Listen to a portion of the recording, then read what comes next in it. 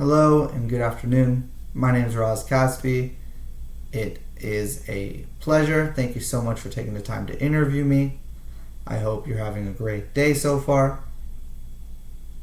A little bit about me. As I said, my name is Roz. I am currently a student at Arizona State University studying business management and political science. I'm also a member of the Bear at the Honors College, which I'm doing my thesis currently about political polarization and how it affects American society, specifically among college students. As for some of my other interests, I like reading books, learning, especially nonfiction books about real-world events, even if they aren't necessarily a true person who went through it, but learning about something similar as to what the story is.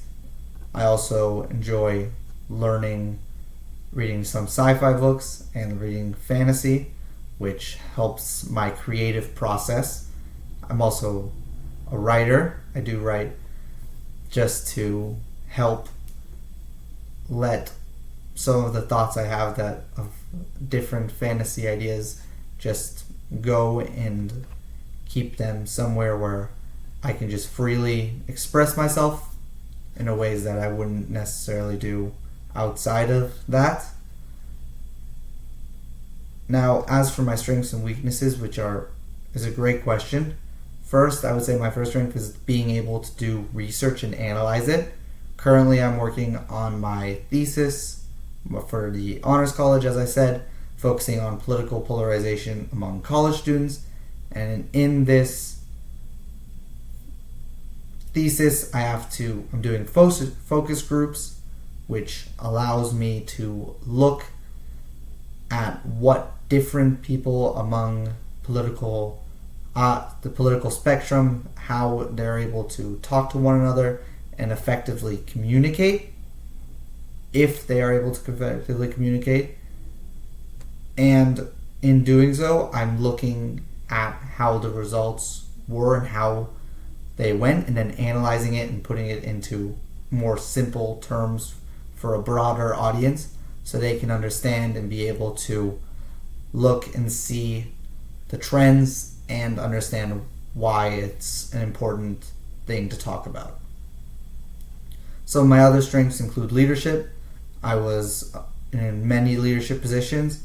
I was a part of a youth group called Friends of Israeli Scouts, where I was a counselor in charge of leading groups of 5 to 10 3rd to 7th grade boys, where I taught them about different topics and led them through activities to help them connect to their Judaism and connect to their ability to be better people. As I also am currently a member of a student organization on campus called Chabad at ASU, where I'm on the student board in the Chesed committee, which means kindness, where I'm focusing on making everyone have a safe place on campus if they're Jewish, and even if they're not Jewish, and just being able to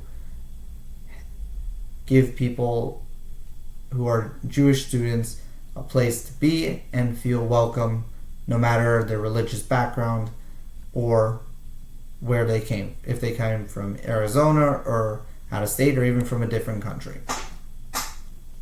Moreover, I'm currently keeping up with Marabella, which is a senior living center right off of ASU, where I'm trying to bring about events and other activities for the Jewish people who live in that community living center.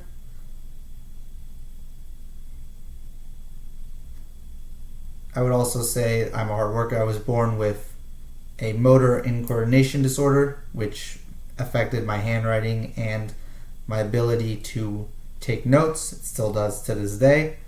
But also, I was born with ADHD and was unfortunately given a lot of people who didn't have faith in my abilities and didn't think that I would be able to do something, so they just gave up on me in a lot of ways. But thankfully, I have my parents who are both amazing, who didn't, and I was able to overcome it, and I had to understand that I have to work harder than someone else may necessarily have to because of the motor and coordination disorder and the ADHD. But I learned that it's okay to work hard, and it's okay that you have to do something different than someone else, and that everyone has their own struggles, and each of their struggles is a very valid point and very valid point of view that you can't necessarily understand. But for my weaknesses, I talk a lot, as you've noticed. I can talk a lot, and I can keep going on about certain points for many, many, many minutes. And I know I'm not exactly the funnest person to have a conversation with as a general sometimes, because I'll cut you off. I'm also a little bit impatient, especially during conversations.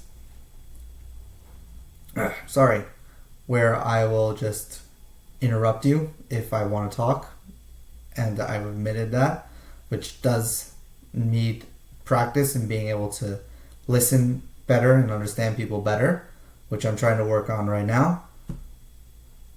As for why I would want to work here, first, I'm a native Arizonan, born and raised, and I want to give back to my community and help people from here learn more and be able to have good lives and improve the state, which is something I like doing. Also, it is policy analysis, which is what I want to do in my future, which is also something I'm good at, looking at research, looking at trends, being able to analyze data, then show how to effectively combat it or what the trends show to be able to help improve things. I also understand different problems with economic security. Unfortunately, during COVID, my dad did lose his job, and we never really were the same since then. But I keep trying and we keep going. But being able to help more people and make sure that that doesn't happen to someone else is also something that I would enjoy doing because of the fact that I understand where they're coming from. As for a difficult decision I've made, I would say just making the decision not have to try to accept to learn to fail, if that makes any sense. But I'm going to elaborate. So I used to not take risks at all. I would always do the safest route. I would do something that I knew I could be good at no matter what. Like during school projects, I would pick the topic that I knew the most about and I knew about already. So I had to do less research, less learning, less focus on things. And I think in a lot of ways, I was able to do good academically, but mentally I never really challenged myself in that way. I never learned that it's okay to fail. I never learned that failing is a good thing. And even to this day, sometimes I'll play it safe and won't do certain things because I'm afraid of failing. But one day when I was in university, I was trying to taking a math class. I was keep trying during the semester, and this was not exactly the easiest time on campus for me. I was having some personal issues, and I ended up not passing the class. But I learned that there was probably a reason for it that I couldn't understand yet, and that it's okay in the end that I failed because it improved me. It made me better. It made me learn that I need to study a certain way. It made me understand that I'm not always going to be able to do the safest option. I'm not always going to be able to succeed in life. I'm not always going to be able to have it the way I want.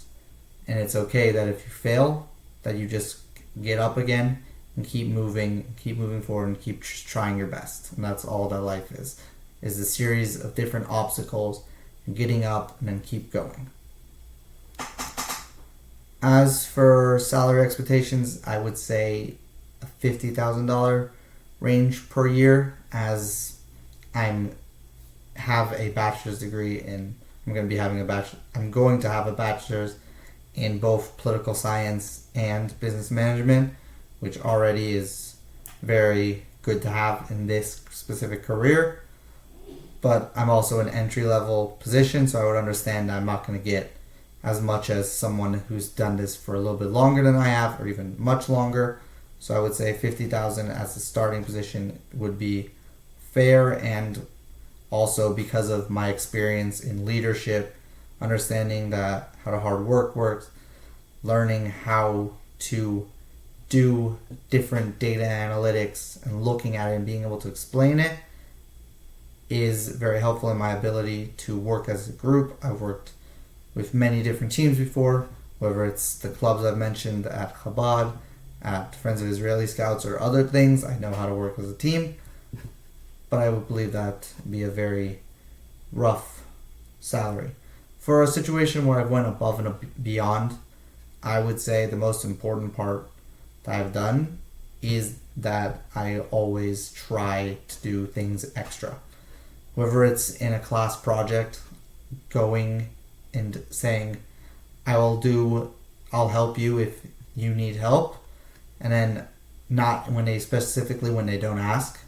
So there was one time when we were at my student organization, Chabad, where they asked people if they could come and help to set up for Friday night dinner, because we had 120, 150 people coming minimum, and they couldn't do it on their own. So first I said, okay, I'll help, but I also wanted to know, because I knew we were doing something that night, and I knew we didn't have anyone who were able to help for that night either, for that Tuesday. It was a Tuesday that night. We were having an event. I think it was a barbecue, but I don't remember exactly. And I also said if they needed help on that specific Tuesday for setting up, being able to set up the tables, set up the chairs, the food, everything, just making sure everything goes smoothly, which I was the only person who volunteered to do that. And that to me is also very helpful, because I volunteered to set up, to clean up, to make the food, which they didn't tell me to make the food, but that's fine. And I offered to do these things because I knew they needed help. They needed to be able to make the event run smoothly, and they can't do it alone. So sometimes you have to help people, even if they may not necessarily say it. I would say that's the best example of me going above and beyond expectations. Now, as for questions I would have, the only main one that I want to know is, how is the working environment like? And are people very friendly, very open to conversation and talking about different viewpoints? Or is it more like everyone does their own thing and it's more independent work? I personally enjoy collaborating a lot more and talking to people, but I understand if it's a little bit more independent work. And also I would say being able to understand where the different views and different ideas come from would also be very beneficial. And another question I have is, what is the hierarchical system like? Is it just the boss has the final say and the supervisor or whoever they are says something and we have to follow it? Or is it more, there's a supervisor but they're willing to take suggestions, recommendations on how to improve, and everyone's more a team? Thank you so much for taking the time to interview me. I appreciate it. I hope you all have a great day, and I'm looking forward to hearing from you soon. Thank you so much.